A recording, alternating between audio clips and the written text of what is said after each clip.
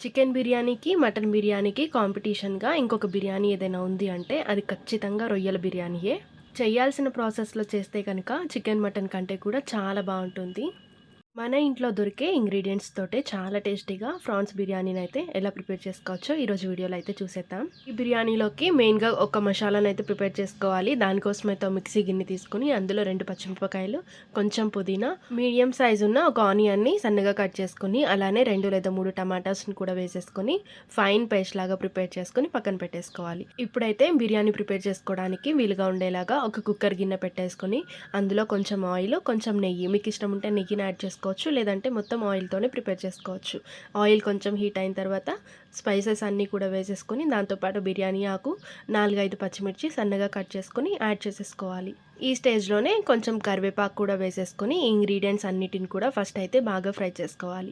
ఆ తర్వాత సన్నగా కట్ చేసుకున్న ఆనియన్స్‌ని అయితే వేసుకోవాలి. మనం ప్రిపేర్ చేసుకునే క్వాంటిటీని బట్టి ఆనియన్స్ అయితే యాడ్ చేసుకోవాలి. ఈ ఆనియన్స్ మొత్తం కూడా బ్రౌన్ షేడ్ వచ్చేంత వరకు బాగా ఫ్రై చేసుకోవాలి. ఇవి ఫ్రై అవుతూ ఉండంగానే ఇందులోకి టేస్ట్‌కి సరిపోయినంత సాల్ట్ అండ్ పసుపు వేసేసుకొని బాగా ఫ్రై చేసుకోవాలి. ఈ సాల్ట్, పసుపు అనేది ముందే యాడ్ చేసుకోవడం వల్ల ఆనియన్స్ అనేవి తొందరగా మగ్గిపోతాయి. మీ దగ్గర టైం ఎక్కువ లేనప్పుడు ఆనియన్స్‌ని సెపరేట్‌గా బ్రౌన్ ఆనియన్స్ లాగా ప్రిపేర్ చేసుకొని ఆ తర్వాత ఈ స్టేజ్‌లో మనమైతే యాడ్ చేసుకుంటే ప్రాసెస్ అనేది చాలా తొందరగా అయిపోతుంది.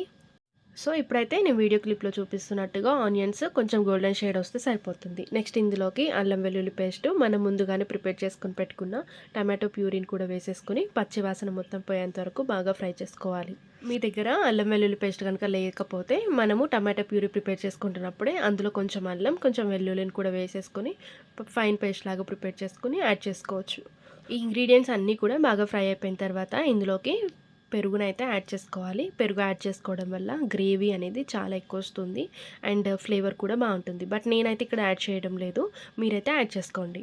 నెక్స్ట్ ఇంగ్రీడియెంట్స్ అన్నీ ఫ్రై అయిపోయిన తర్వాత మనం నీట్‌గా వాష్ చేసుకొని పెట్టుకున్న రొయ్యలనైతే ఇందులో వేసేసుకోవాలి. నేనైతే ఇక్కడ హాఫ్ కిలో రొయ్యలనైతే తీసుకున్నాను. రొయ్యల్ని మనము ముందుగానే మగ్గించుకోవాల్సిన అవసరం అయితే లేదు. మనం ఇప్పుడే వీటిని ఒకసారి ఫ్రై చేసుకుంటే అందులో ఉన్న వాటర్ అంతా వచ్చేసి కుక్ అయిపోతాయి. ఒకసారి గ్రేవీతో కలిపిన తర్వాత మూత పెట్టేసుకొని ఒక 5 మినిట్స్ పాటు కుక్ చేసుకుంటే ఈ విధంగా ట్రాన్స్పరెంట్ అయిపోతాయి. సో, చూడ్డానికైతే ఫ్రాన్స్ ఒక 50% కుక్ అయిపోయాయి. నెక్స్ట్ అయితే ఇందులో కావాల్సిన ఇంగ్రీడియెంట్స్‌ని అయితే యాడ్ చేసుకుందాము. మనం ఆల్రెడీ పచ్చిమిర్చి వేసుకున్నాం కాబట్టి కారాన్నయితే కొంచెం మీ టేస్ట్‌కి తగ్గట్టుగా అడ్జస్ట్ చేసుకోండి.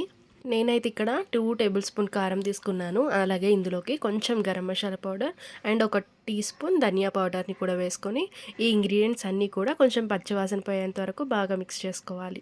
ఆ తర్వాత ఇందులోకి కొంచెం కొత్తిమీర, కొంచెం పుదీనానైతే యాడ్ చేసుకుందాం. పుదీనా అనేది కొంచెం ఎక్కువ యాడ్ చేసుకోండి. ఫ్లేవర్ అనేది చాలా బావుంటుంది. నెక్స్ట్ అయితే ఇంగ్రీడియెంట్స్ అన్నిటిని కూడా ఒక్క 2 మినిట్స్ పాటు బాగా ఫ్రై చేసుకొని ఆయిల్ మొత్తం సెపరేట్ అయ్యేంత వరకు ఉంచుకోవాలి. రొయ్యల్ని ముందుగా అస్సలు ఉడికించుకోకండి. ఎందుకంటే ఈ ప్రాసెస్ అంతా అయ్యేలోపు ఇవి మెత్తగా అయిపోతాయి. నెక్స్ట్ అయితే ఈ విధంగా ఆయిల్ మొత్తం సెపరేట్ అయిన తర్వాత మనం ఆల్రెడీ వాష్ చేసుకొని పెట్టుకున్న రైస్‌ని అయితే ఇక్కడ యాడ్ చేసేసుకోవాలి. రైస్ మొత్తం కూడా గ్రేవీలో కలిసిపోయేలాగా ఒకసారి కలిపేసుకొని ఒక్క 2 మినిట్స్ పాటు కొంచెం ఫ్రై అవ్వనివ్వండి. ఇలా చేయడం వల్ల రైస్‌కి కూడా కొంచెం ఫ్లేవర్స్ అనేవి బాగా పడతాయి. నెక్స్ట్ అయితే ఇందులోకి వాటర్‌ని అయితే యాడ్ చేసుకుందాము. మనం ఈ ప్రాసెస్ అంతా కూడా కుక్కర్‌లో ప్రిపేర్ చేస్తున్నాం కాబట్టి నార్మల్‌గా తీసుకునే వాటర్ రేషియో కంటే కూడా కొంచెం తగ్గించే తీసుకోవాలి. సో, నేనిక్కడ 1 గ్లాస్ ఆఫ్ రైస్‌కి 1 ½ గ్లాస్ వాటర్ అయితే యాడ్ చేసుకున్నాను. వాటర్ మొత్తంలో కూడా రైస్ బాగా కలిసిపోయేలాగా ఒకసారి బాగా తిప్పేసుకొని పైనుంచి మళ్ళీ ఒకసారి కొత్తిమీర లేదా పుదీనానైతే యాడ్ చేసుకొని మూతనైతే క్లోజ్ చేసేసుకోవాలి.